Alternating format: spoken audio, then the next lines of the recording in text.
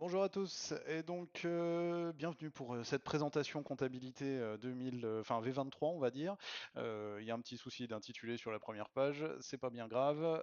C'était histoire de vous réveiller. Je sais que tous les vendredis matins vous adorez la présentation de la comptabilité, des nouveautés. Donc on va continuer sur cette lancée. Je m'excuse de ne pas être présent au DevCamp. Je sais que Olivier m'en veut, mais voilà, je me rattraperai, promis. Pas le seul. Ouais, moi aussi, hein. Il n'y a Tout pas le de monde souci. s'en fout. J'ai fait du lobbying. Il n'y a pas de problème, mais bon, voilà. Bon, pour commencer, juste un petit point d'étape. La V22 que j'avais présenté au précédent DevCamp a fait l'état de beaucoup de correctifs. Il y a des gens qui utilisent encore enfin ceux qui sont sur la 22. Si vous utilisez autre chose que la 22.03, vous avez des problèmes.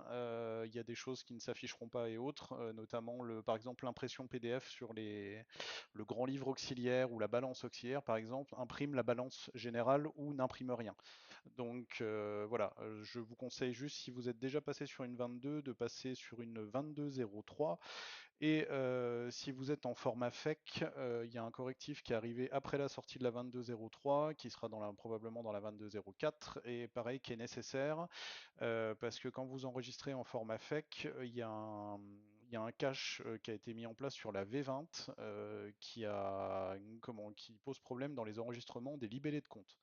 Donc quand vous faites du FEC et que vous sortez des comptes 7, des comptes income, des comptes de revenus qui portent un nom d'un nom de TVA, enfin d'un compte de TVA, c'est pas bien. Donc voilà, soyez, si vous voulez, je vous remettrai le lien, mais il y a un correctif qui est appliqué de la V20 à la V22. Soit vous attendez les dernières itérations, mais ça a été grosso modo corrigé la semaine dernière. Voilà. Donc, et ça, c'est important pour tous ceux qui sont en FEC, ce qui représente, je pense, une bonne partie de tout le monde. Ensuite, on va passer donc sur les nouveautés, moins fournies que la V22. Hein. La V22 avait été, c'était le GIF comptabilité de la saison 1 qui avait financé pas mal de choses, donc il y avait beaucoup de nouvelles fonctionnalités. Ça a été, le temps a permis de stabiliser un peu tout ça, donc c'est pour ça que je vous parlais de la 22.03 juste auparavant. Et donc là, il y a moins de nouveautés, mais c'est parce que bah voilà, c'était le temps de stabiliser tout ça. Donc, premier point, j'avais totalement oublié que j'avais fait ça, mais il y a la comptabilité par type de paiement.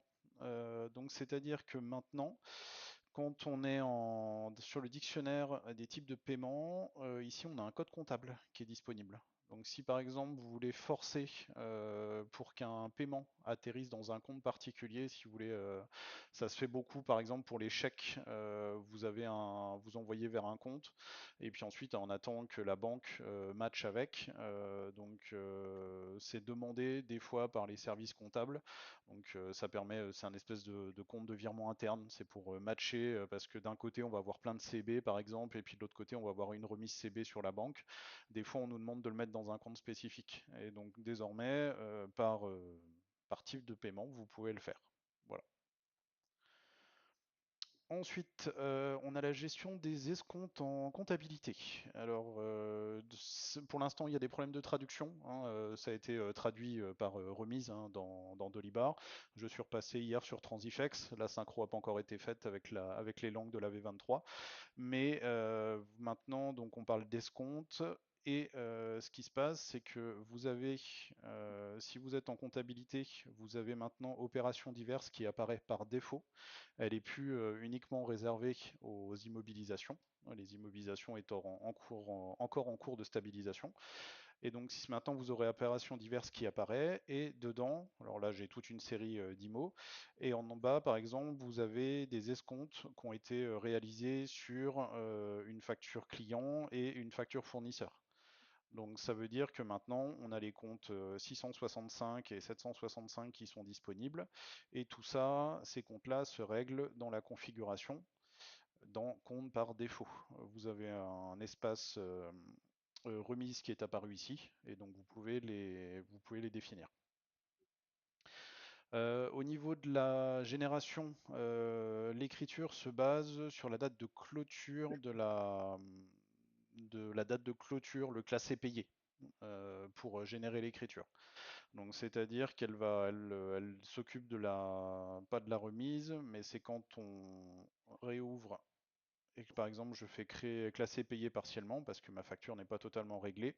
Et en fait, ça s'appuie sur le reste à payer est un escompte. Parce que quand on enregistre ça, ça s'appuie vraiment sur différents motifs. Donc là, je l'ai fait uniquement pour les escomptes, mais potentiellement, ça veut dire qu'on pourrait faire théoriquement la même chose. On pourrait générer des écritures désormais pour les conditions mauvais payeurs. Par exemple, passer d'un compte 411 à un 416, pas le 471, Laurent. Prélèvement par banque, donc ça veut dire qu'on pourrait éventuellement générer des opérations dans les comptes 627 pour les services bancaires, etc., etc. Donc les frais de change, etc., pourraient être enregistrés automatiquement via des OD. C'est juste une première partie, ça peut être étendu. Voilà. Ensuite, les axes analytiques. Pas grand-chose à vous montrer. Là, il faut plutôt aller visionner du côté de la base de données où on a des tables, les tables LLX Accounting Analytical Center qui sont arrivées. Vous avez toute une série de tables. C'est parce que j'ai commencé des travaux sur la compta analytique. Et donc, j'ai commencé en SQL. Après, si vous avez besoin d'autres informations, n'hésitez pas à me contacter. Je vous ferai part de mes travaux. Ensuite, on a les comptes centralisés. Donc, les comptes centralisés, je rappelle, c'est quelque chose qui a été grosso modo incorporé dans la V22, je vais dire. Et maintenant, dans le plan comptable, vous avez ici les comptes centralisés. Les comptes centralisés, qu'est-ce que c'est pour rappel? Ça va être c'est les comptes centralisateurs, centralisés, c'est ceux qui regroupent les comptes auxiliaires. Les comptes auxiliaires, pour rappel, c'est les comptes de tiers. Imaginez une grosse armoire. Vous avez une grosse armoire qui s'appelle client, une armoire fournisseur, une armoire salarié. Et dedans, vous avez des sous-dossiers pour chaque salarié, pour chaque client, pour chaque fournisseur. Donc la grosse armoire, c'est le compte centralisateur. Et dedans, vous avez un dossier et c'est un compte auxiliaire, c'est un compte de tiers. Et donc, pour différencier un compte général d'un compte auxiliaire, j'ai inventé ce qu'on appelle les comptes centralisateurs. Alors, c'est pas une invention, hein, voilà, on avait un besoin. C'était vraiment pour sécuriser des opérations comptables parce que avec la comptabilité de Dolibar, il y a certains moments où on pouvait faire un petit peu n'importe quoi. Et donc là, maintenant on commence à être de plus en plus précis. Et donc quand vous passez d'une V21 à une V22 ou inversement, de toute façon, les plans comptables qui sont chargés vont automatiquement basculer les comptes que vous aviez retenus dans la configuration. Alors, pas ici, excusez-moi. Configuration ici, dans compte par défaut, vous savez, on définit toujours ici des tiers utilisateurs. Ça, c'est grosso modo, c'est des comptes centralisateurs. Et donc, ces comptes centralisateurs, si vous venez d'une ancienne version, ils ont été transférés automatiquement pour cocher le flag, la petite coche centralisateur. Et de fait, s'ils sont cochés, les comptes centralisateurs apparaissent en priorité, ça c'est plus de l'UX, ils apparaissent en priorité dans la liste des comptes avec dans le futur possibilité de carrément enlever autre chose que les comptes centralisateurs. Pour l'instant, c'est en cours de transition, gentil.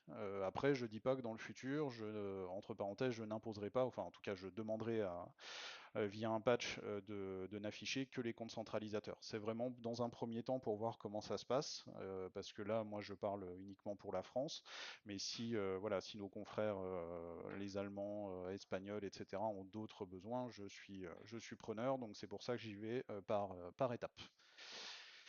Et donc, pour protéger les comptes centralisés, comme j'appelle ça, aussi bien dans les paiements divers que les opérations en compta directement, en fait, on a rajouté une protection. Ça vient d'une idée de José, qui est juste à ma gauche, parmi vous, et il m'avait suggéré de griser certaines opérations pour justement sécuriser la chose. Parce que ce qui se passe quand moi j'arrive sur une comptabilité, la plupart du temps, gens ne font pas attention, en fait, ils vont mettre par exemple un compte de charge, un 627, voilà, pour dire c'est du service bancaire, et puis ensuite après ils cliquaient sur la case d'en dessous, sur les comptes auxiliaires, justement pour dire ah, et bah tiens, on va dire que c'est la banque.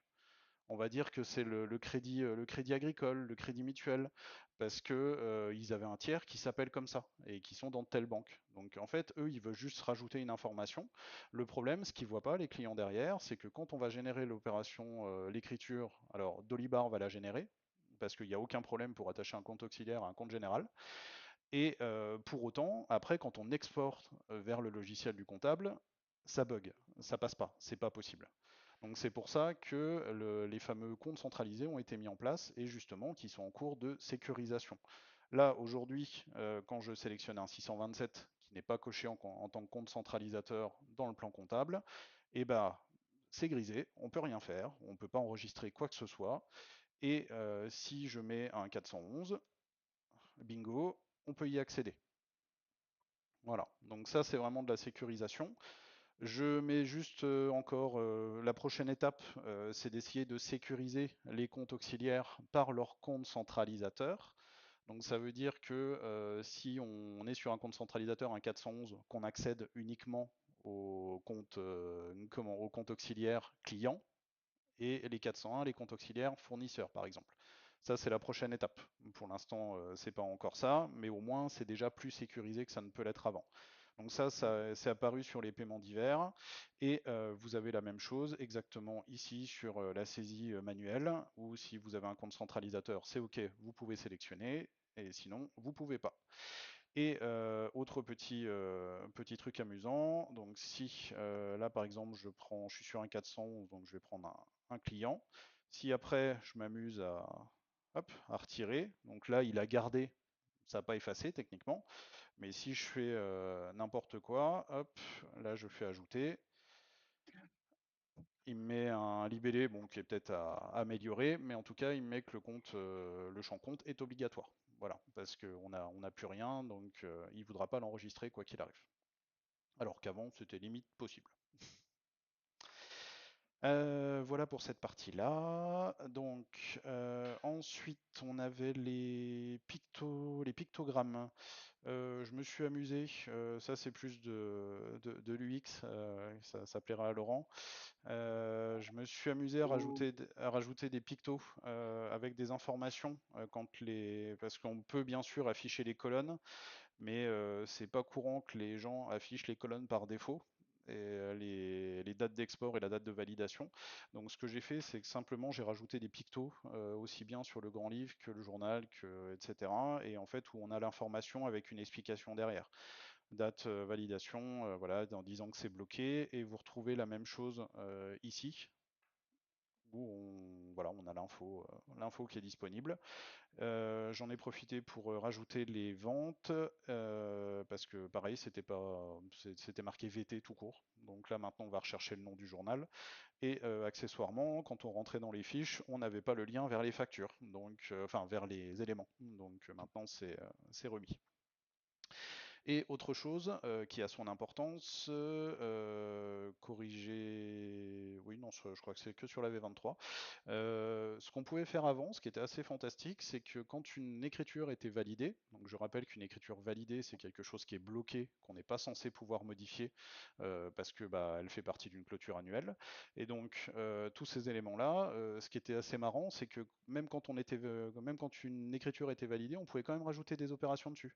C'est-à-dire que les deux lignes qui avaient été clôturées ont été clôturées, aucun problème, mais on pouvait quand même rajouter des lignes dessus. Donc ça voulait dire que techniquement, on pouvait modifier la structure d'une écriture, on pouvait y rajouter des lignes. Donc voilà, là j'ai mis la haut là, et du coup j'ai retiré les lignes. On peut maintenant plus ajouter de lignes, la modifier d'une quelconque façon, parce que c'est pareil, il y avait possibilité sur les factures validées jusqu'à présent de pouvoir, via un stylo, changer le nom de la pièce, changer le journal et la date. Donc tout allait bien. Voilà. Ensuite, le lettrage des comptes généraux. Ça, c'est quelque chose qui a été fait par le GIF première saison. Donc, c'est Jean-Rémy de NetLogic qui s'est mis dessus. Malheureusement, on n'a pas eu le temps de finaliser l'intégration. C'est de commencer. Moi, je pars de ces travaux et le but était donc de tout de retravailler un petit peu ce qu'il avait fait pour une meilleure intégration visuellement parlant. Donc, j'ai pas eu le temps de finaliser ça avant le freeze de la V23. Donc, la structure est là.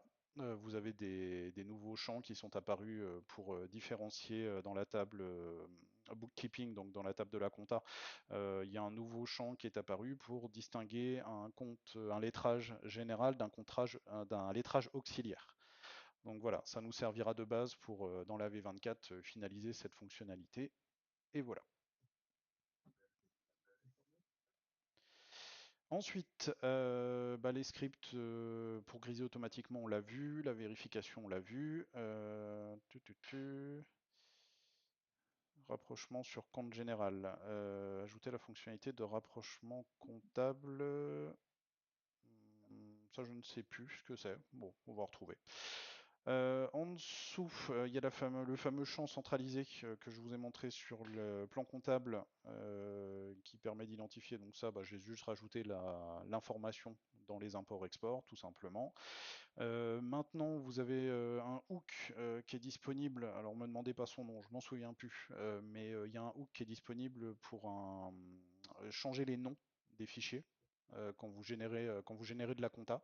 Ça peut paraître dérisoire, mais il y a beaucoup de logiciels spécifiques qui demandent des noms précis. Pareil, des noms d'extensions, etc. S4, je ne sais quoi. Et donc, du coup, j'ai juste rajouté un hook sur cette partie-là que vous pouvez désormais utiliser pour forcer un nom de génération. Parce qu'il y a, pour certains formats, je pense notamment au FEC, et puis à je crois que c'est peut-être BP ou Quadra, je ne sais plus. Dans certains cas particuliers, ils peuvent avoir des noms forcés à la sortie.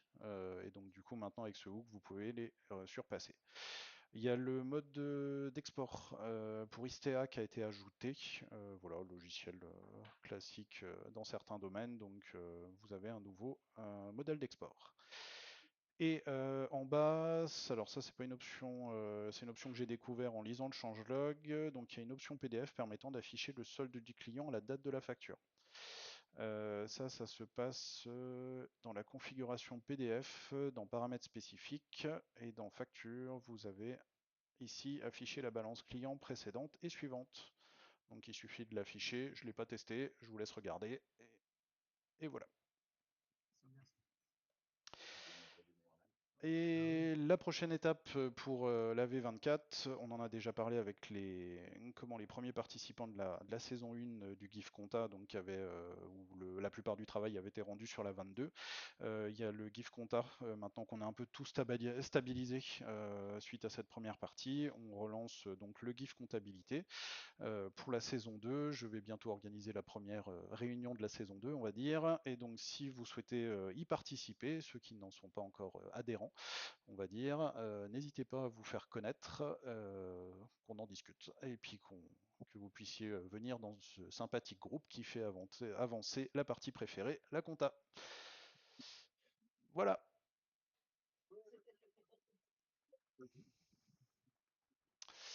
Merci beaucoup. Est-ce que vous avez des questions?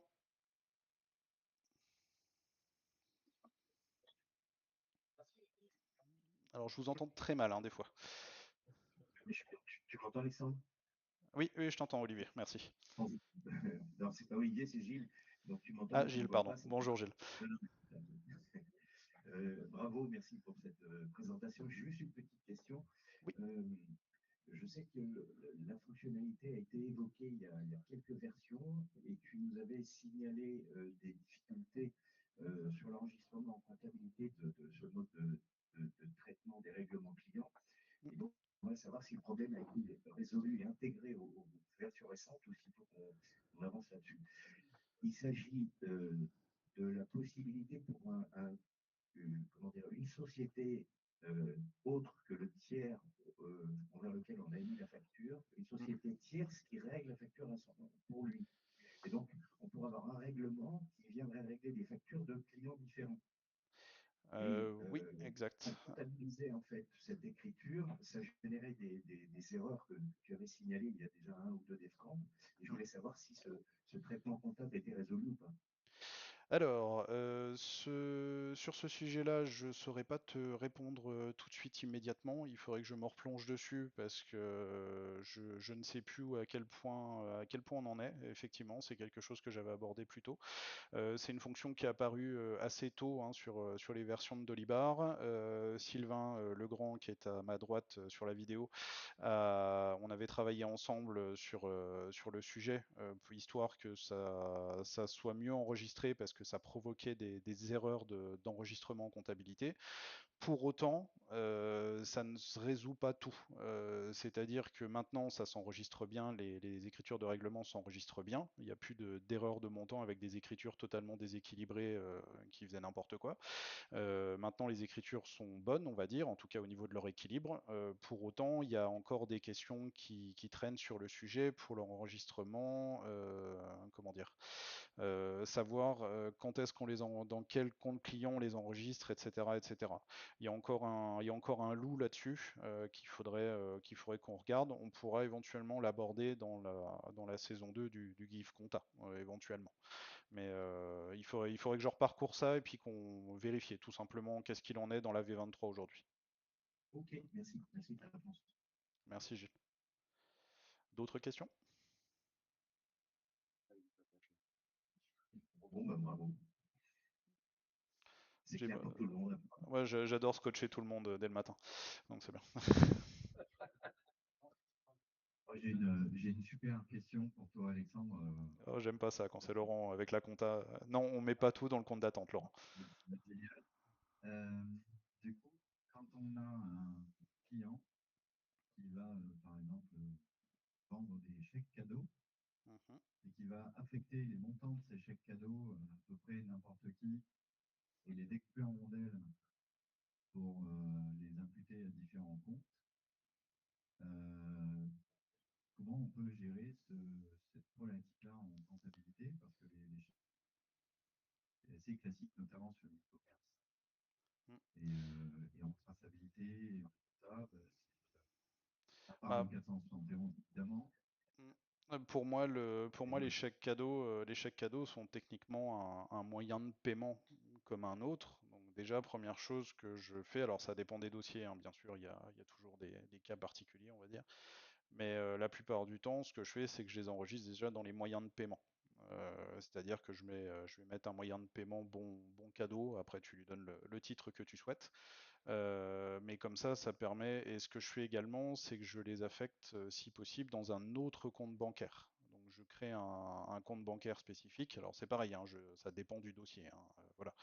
Mais c'est au cas par cas. Mais en général, comme ça, si on isole le moyen de règlement et potentiellement le compte bancaire, ça permet déjà d'isoler un petit peu tout ça du reste de la compta. Et après, comme ça, on peut voir ce qu'on en fait. Mais ça dépend, c'est vraiment au cas par cas parce qu'il y a des incidences comptables sur les bons cadeaux qui sont assez conséquents.